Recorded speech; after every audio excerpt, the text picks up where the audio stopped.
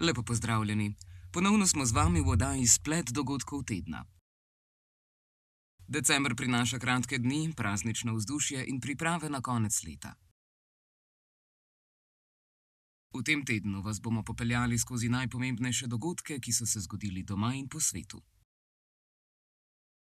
Ostanite z nami.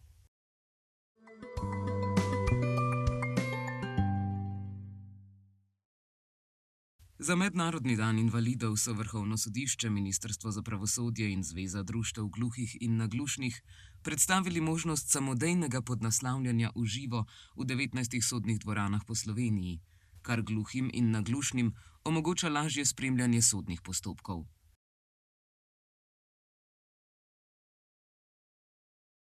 Sistem temelji na programu Tipko, ki je sprva služil za strojno prepisovanje zvočnih posnetkov, zdaj pa omogoča tudi pretvorbo govora v živo. Podnaslavljanje ne nadomešča tolmača za znakovni jezik, temveč ga dopolnjuje, kar zagotavlja natančne in zanesljive informacije ter večjo enakopravnost pri dostopu do sodstva.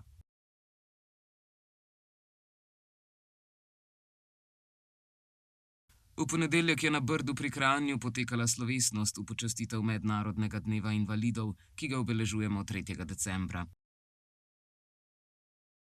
Predstavnika invalidskih organizacij sta sprejela predsednica Republike Slovenije dr. Nataša Pirc Musar in predsednik vlade Republike Slovenije dr. Robert Golob. Sporočila govorcev so jasno izpostavila, da se razvoj družbe meri tudi po tem, kako odgovorno in dosledno prepoznava potrebe invalidov in da je pomembno načelo nič o invalidih brez invalidov.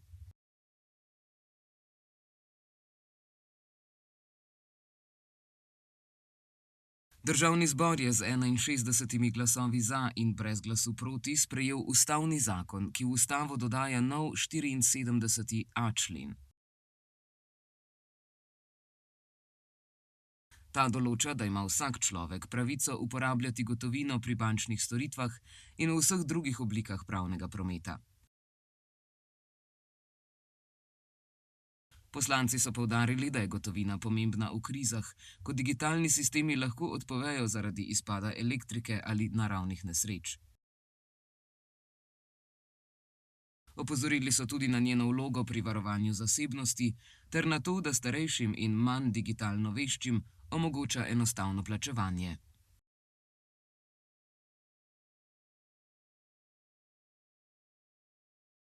Državni zbor je po tragičnem dogodku v Novem mestu sprejel dopolnitev zakona o orožju, ki do konca januarja omogoča prostovoljno predajo nezakonitega orožja brez kazni.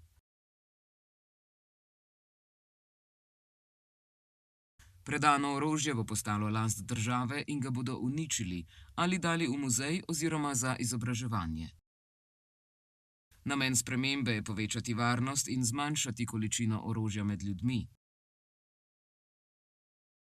Predlog SDS, da bi imetniki nezakonitega orožja kasneje lahko dobili dovoljenje, je bil zavrnjen.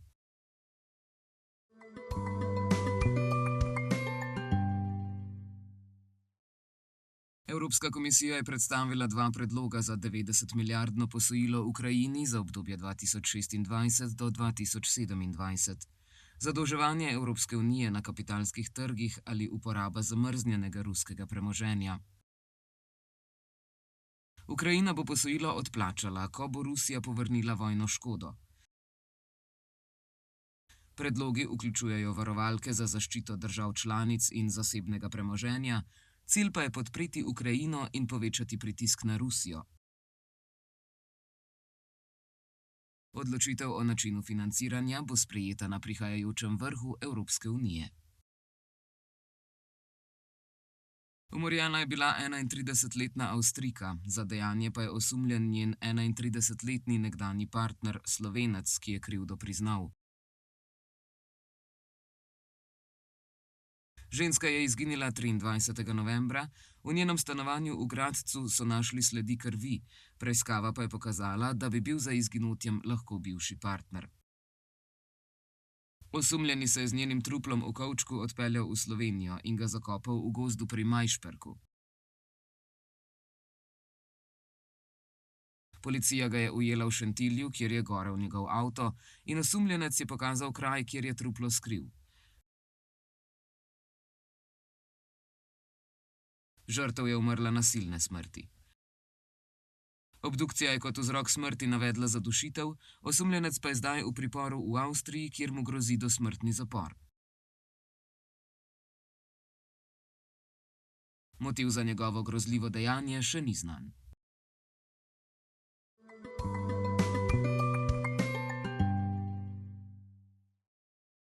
Evropska radiodifuzna zveza EBU je danes potrdila, da bo Izrael lahko sodeloval na evrovizijskem tekmovanju prihodnje leto na Dunaju, kar je sprožilo odzive več držav.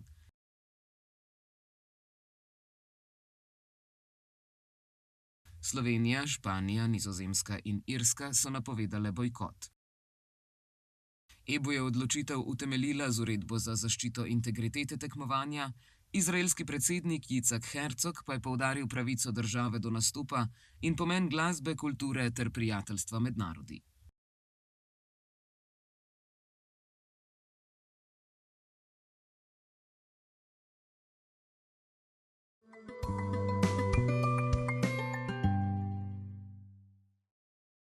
Olimpijske igre gluhih 2025 v Tokiu so se zaključile in slovenska reprezentanca se je vrnila domov. Atletinja Leja Glojnarič je prinesla 3 bronaste medalje. Naši športniki so dosegli odlične rezultate. Več o slovenskih gluhih športnikih in poteku olimpijskih iger si lahko ogledate na spletni TV. Naslednje poletne olimpijske igre gluhih bodo leta 2029 v Atenah v Grčiji.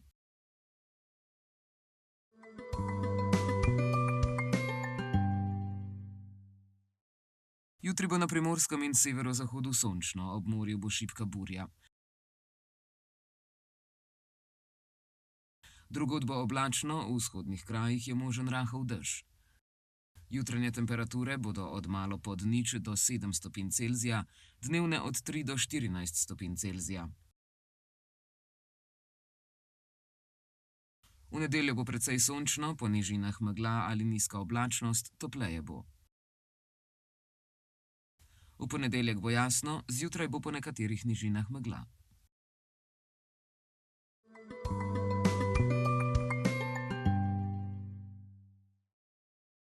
Tokratna kretnja tedna je Miklavž. Kreta se takole. To je svetnik. Ta praznik v krščanskem okolju praznujemo 6. decembra. Po tradiciji je upodobljen v škofovski opravi in velja za dobrotnika, ki na predvečer 5. decembra obdaruje otroke. Miklavž tako simbolizira dobroto, skrb za otroke in praznično pričakovanje v začetku decembra. Glasovanje za kretnjo leta 2025 se je začelo.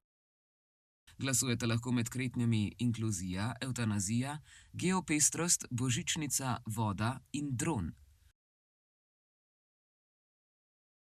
Glasovanje poteka do 5. januarja 2026. Povezavo do glasovanja najdete spodaj pod videom. Želim vam lepo miklavževanje in lep konec tedna. Se vidimo spet prihodnji teden.